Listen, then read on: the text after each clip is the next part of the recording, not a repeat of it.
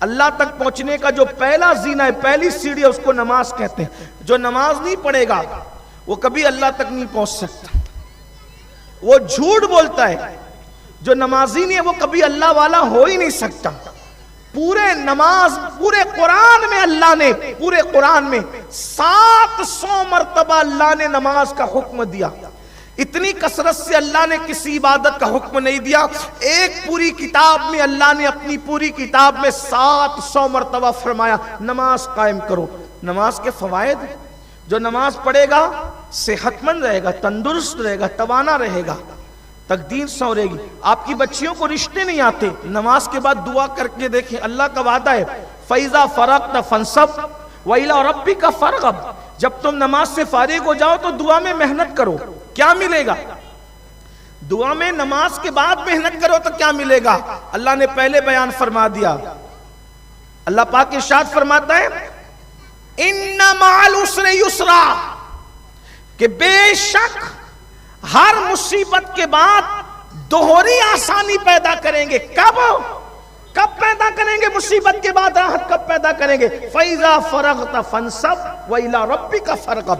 تم نماز کے بعد جب دعا میں گڑ گڑاؤ گے ہم تمہاری ایک مصیبت پر تمہیں ڈبل راحت عطا کریں گے، ایک تکلیف پر ڈبل راحت عطا کریں گے.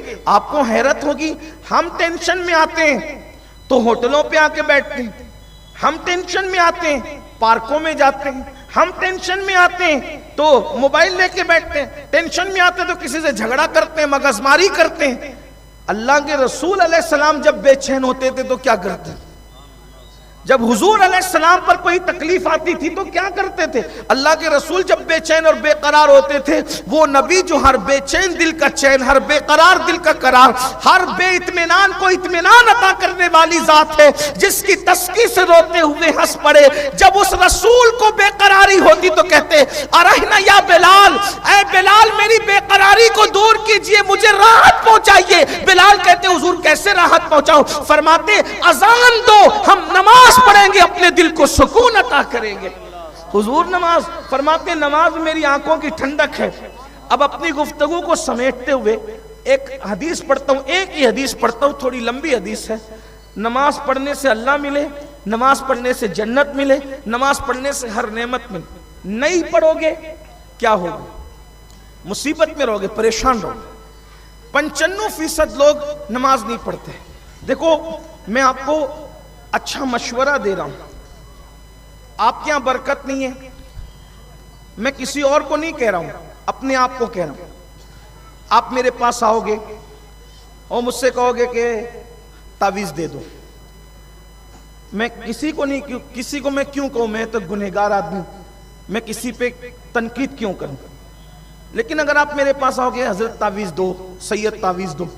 اب آپ سے میں پوچھتا ہوں کہ جس کے گھر سے برکت اللہ اٹھا لے، تھوڑا عقل سے کام لو، عقل سے.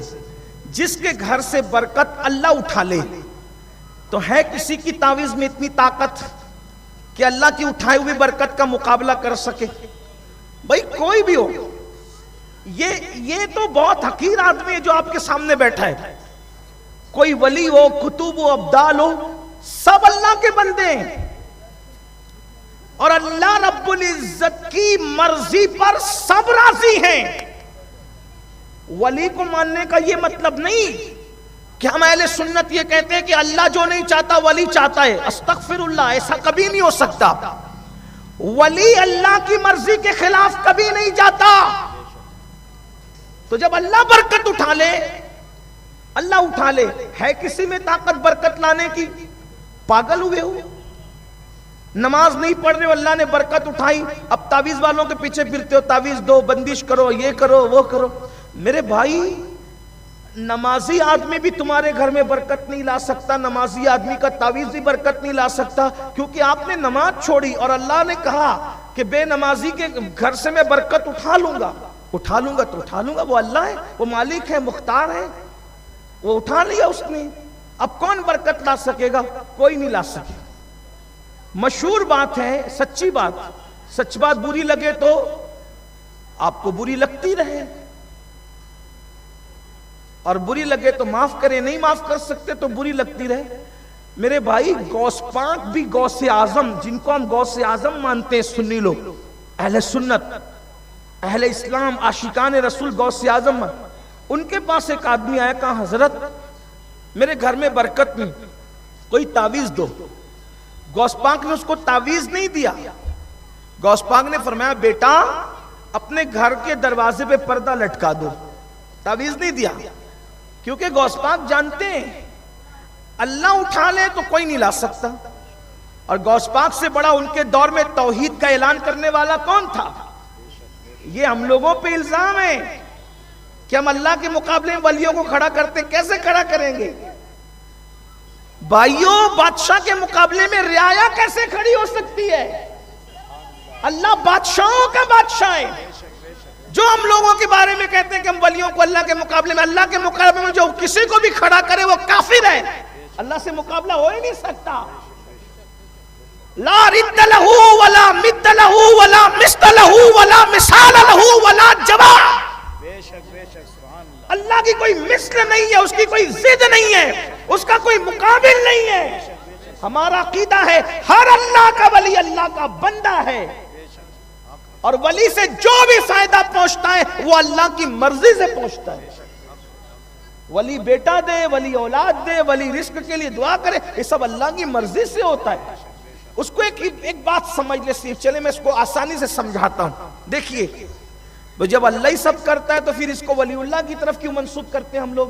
وہ سمجھ لو تھوڑا سا. حالانکہ عنوان نماز ہے لیکن بات بیچ میں آ گئی تو آپ کو کنفیوژن نہیں ہونا چاہیے. دیکھیے ابھی بارش برس رہی تھی تو کیا برس رہا تھا؟ جو آپ کو سمجھتا ہے بولو, بچے بول رہے ہیں آپ بھی بولو. کیا برس رہا تھا؟ پانی. آپ نے کیا کہا؟ بارش برس رہی. یہی کہا, یہی کہتے بھی ہیں. کیا برس رہی تھی؟ اس میں کیا تھا بولو. اس کا مطلب اس پانی کا نام کیا ہوا؟ بارش. وہی پانی نالی میں بہ رہا ہے تو اس کو کیا کہہ دیا؟ نالی. وہی پانی کنویں میں ہے, کیا کہہ دیا؟ کنواں. وہی پانی دریا میں ہے, کیا کہہ دیا؟ دریا. وہی پانی سمندر میں ہے, کیا کہہ دیا؟ اور وہی پانی بادل میں ہے تو کیا کہہ دیا؟ بادل میں بھی پانی, برستا ہوا بھی پانی, کنویں میں بھی پانی, ندی میں بھی پانی, دریا میں بھی پانی, سمندر میں بھی پانی. ایک ہی پانی ہے, شکل بدلی نام بدلا. کبھی ایسا ہوا بارش برسی اور پانی نہ ہو, کنواں ہو اور پانی نہ ہو, دریا اور پانی نہ ہو, سمندر اور پانی نہ ہو؟ کبھی ایسا ہوا؟ بولے نہیں. پانی ایک ہی ہے, شکل بدلی نام بدلا. جب پانی نہیں بارش نہیں, پانی نہیں دریا نہیں, پانی نہیں سمندر نہیں, پانی نہیں کنواں نہیں, پانی نہیں نالا نہیں, پانی نہیں تالاب نہیں. مطلب ایک پانی ہے. پانی ضروری ہے, پانی کے بغیر کچھ نہیں, لیکن نام شکل بدلی نام. اگر ڈائریکٹ کوئی کام ہوا تو کیا کہتے ہیں؟ اللہ کی قدرت ہے, کرنے والا اللہ ہی ہے. لیکن بغیر کسی ذریعے سے ہوا تو کیا کہتے ہیں؟ اللہ کی قدرت ہے. لیکن ڈائریکٹ ہونے کی بجائے اگر وہ کسی نبی کے ذریعے ہو جاتا ہے تو کرنے والا اللہ ہی ہے, مگر نام بدل جاتا ہے, اس کو کہتے ہیں معجزہ ہو گیا. دیکھا, کر اللہ ہی رہا ہے, نبی کے ذریعے کر رہے تو وہ کیا نام ہو گیا اس کا؟ معجزہ ہو گیا. لیکن کر کون رہا ہے؟ اللہ ہی کر رہے ہیں. اشارہ نبی کی انگلی کا ہے, اشارہ نبی کی انگلی کا ہے.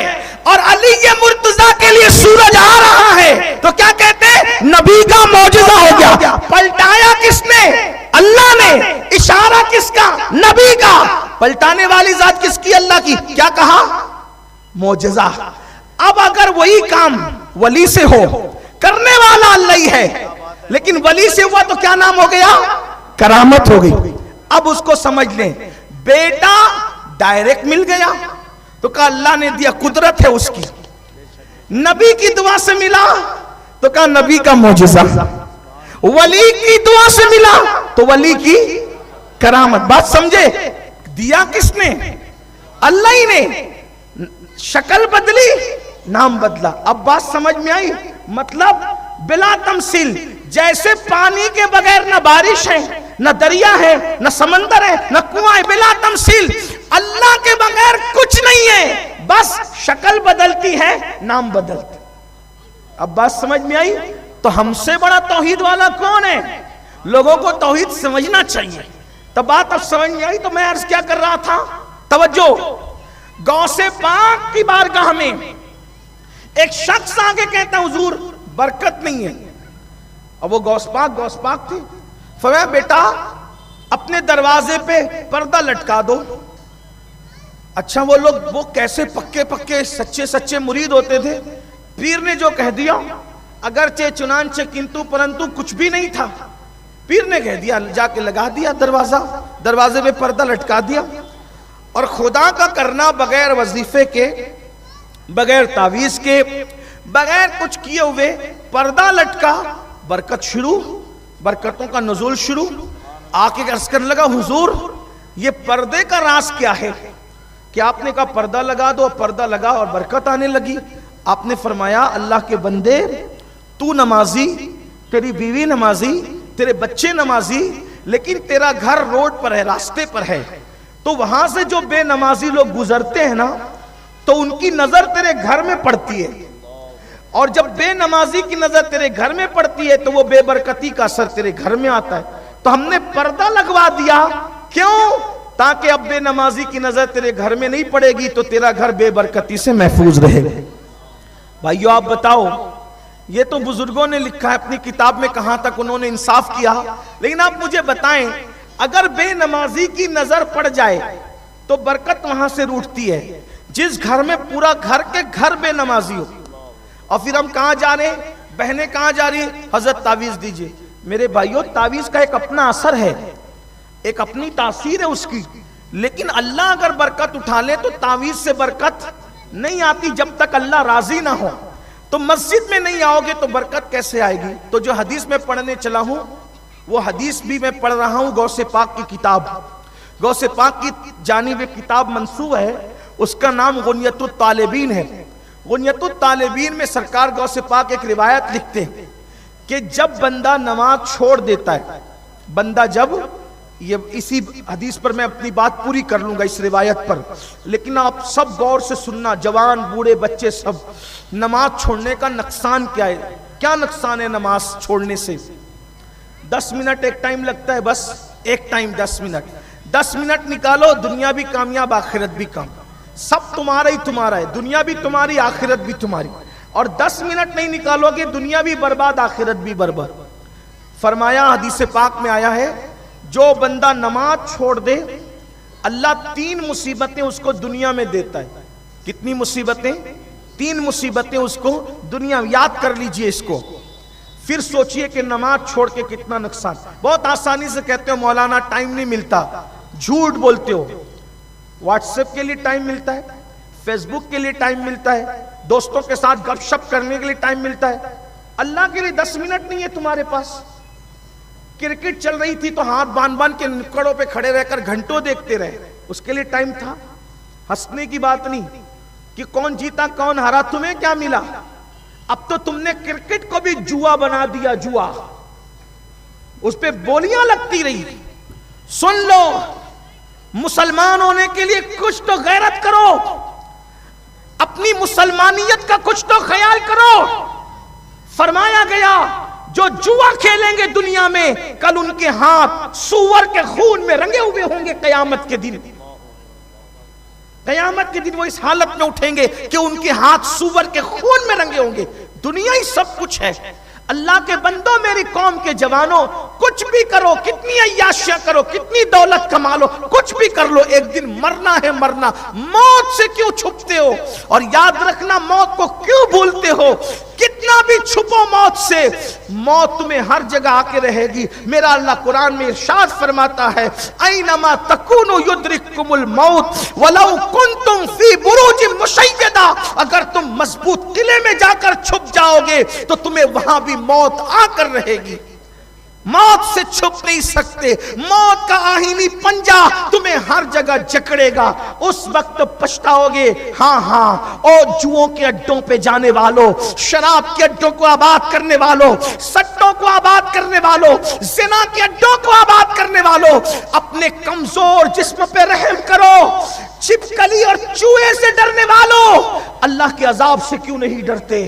اللہ کا وہ دردناک عذاب جس کو نہ پہاڑ اٹھا سکے، اللہ کا وہ دردناک عذاب جس کو نہ آسمان اٹھا سکے نہ زمین اٹھا سکے، اس عذاب کو ہمارا کمزور سا جسم کیسے اٹھائے گا؟ اور یاد رکھنا، یہاں تمہاری دادا گیری بابا گیری سب چلے گی، اللہ کے یہاں کسی کا کچھ نہیں چلے گا۔ میرا اللہ ارشاد فرماتا ہے وَتُكَلِّمُنَا أَيْدِيهِمْ وَتَشْهَدُ أَرْجُلُهُمْ بِمَا كَانُوا يَكْسِبُونَ، اللہ تمہارے منہ پہ مہر لگا دے گا اور تمہاری چر چر چلنے والی زبان کو بند کرے گا، اور تمہارے اعضاء اللہ کی بارگاہ میں گواہی دیں گے۔ انسان اس وقت پچھتائے گا، یہ میرے اعضاء تھے یا اللہ کے جاسوس؟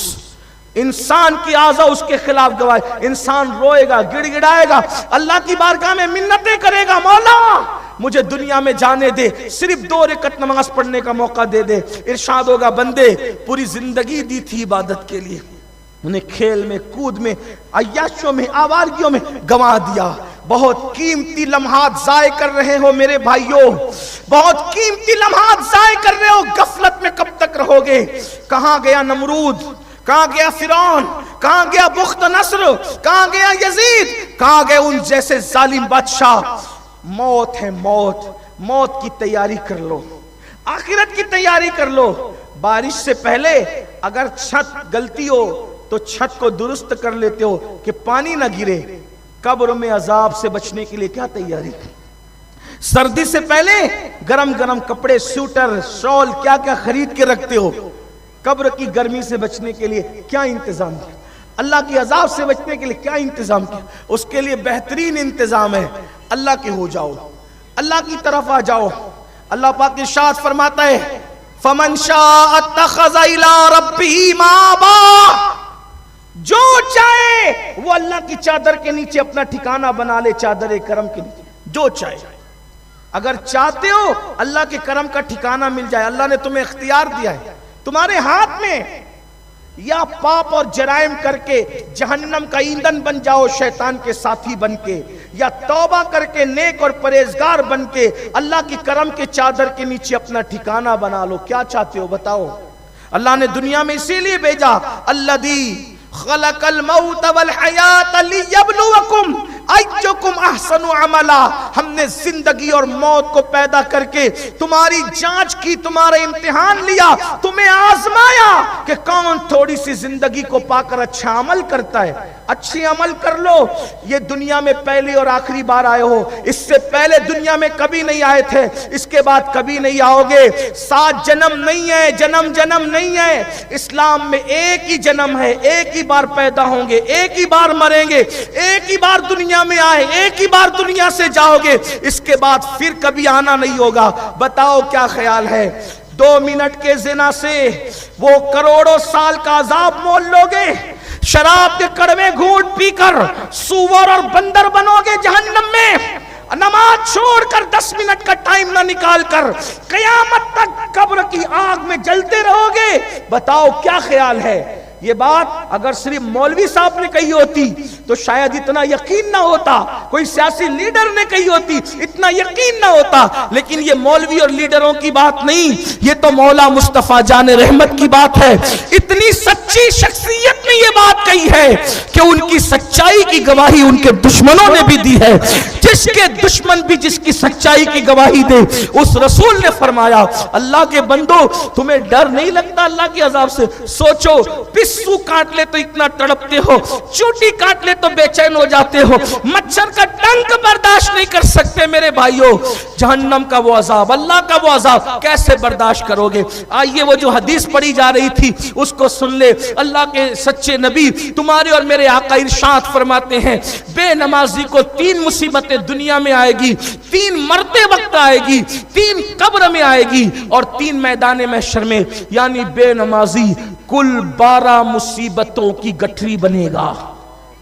12 مصیبتوں کے لیے تیار رہو، یا 10 منٹ کا وقت نکال کے نمازی بن جاؤ